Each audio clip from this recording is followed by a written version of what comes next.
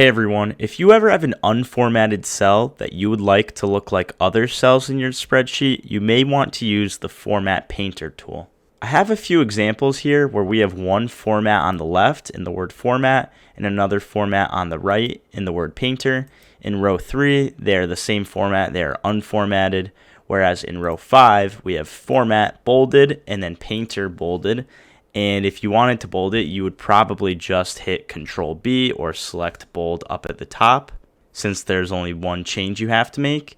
But let's say in this third example, you have format is bold, italicized, and it's a red font. So you would click into the cell, bold, italic, look for text color and change it to red, which doesn't take too much time, but there is an easier way to do it. Sometimes what you might do is copy the word. So let's say we have format here, we copy it into the other cell, and then we change back to painter. But that could cause issues because maybe you don't remember the number or the formula that you had in that cell and you just want the format copied over.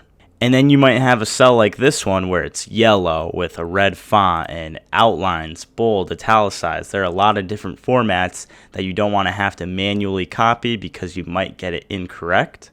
So let's use Format Painter by clicking into this cell, the proper format we want. And then up at the top here, you have this little paintbrush, paint format. You click on it. You can now see that this paint format button is selected.